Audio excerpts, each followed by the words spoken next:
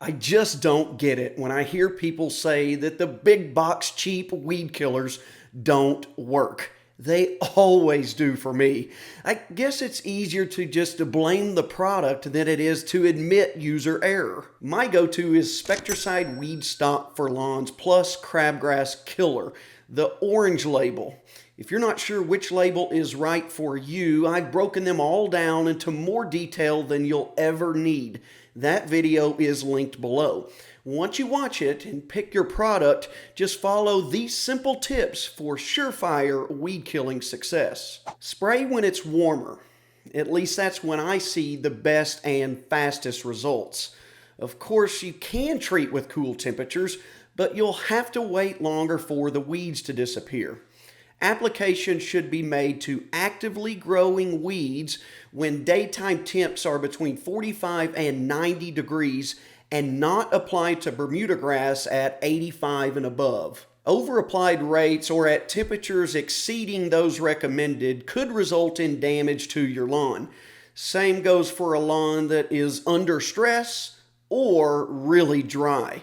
A little moisture goes a long way in preventing herbicide turf injury, but you don't want too much. That's why if really dry conditions exist, you should water 24 hours before and 24 hours after your application.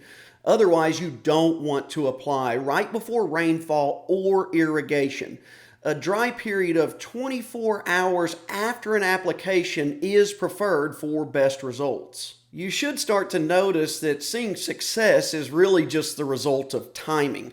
That's why you've also got to take into account your mowing schedule when planning an application. Don't mow 2 days before and wait to mow again 2 days after an application. Liquid weed killers like the Spectracide I use are foliar products, which means they're sprayed onto the leaves of the plant and absorbed into the roots that way. When you delay mowing before and after an application, you allow for more leaf tissue to be covered by the product and give it more time to work through the plant and kill the root. Keep in mind that lower mowing heights may increase the possibility of herbicide turf injury. Clippings should be left on the treated area and not used as mulch or compost around desirable plants. Speaking of desirable plants, your grass might just fall into that category, especially if you're considering using a weed killer on a newly seeded, sodded, sprigged, or plugged area of the lawn. If you've been following the channel for any length of time, you already know my take on this. It's my preference to keep a new lawn herbicide-free within the first year while it's establishing. Instead, I choose to focus on the cultural practices of mowing, watering, and fertilizing to control as many weeds as possible. A little handpicking never hurts either.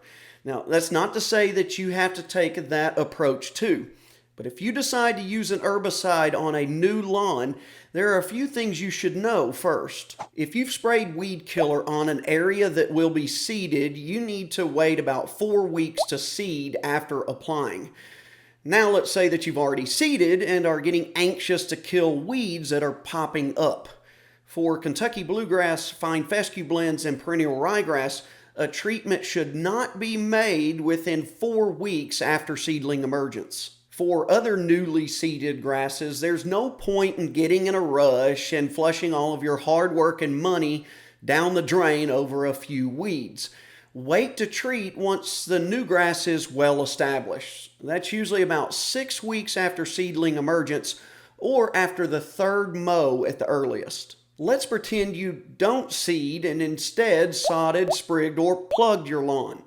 Applications for those scenarios should be delayed until 3 to 4 weeks after installation. To be clear, these are more than just recommendations. If you don't like them, sorry. They're from the Spectracide label, and label is law. I'm just the messenger. Appreciate you watching. We'll see you next time.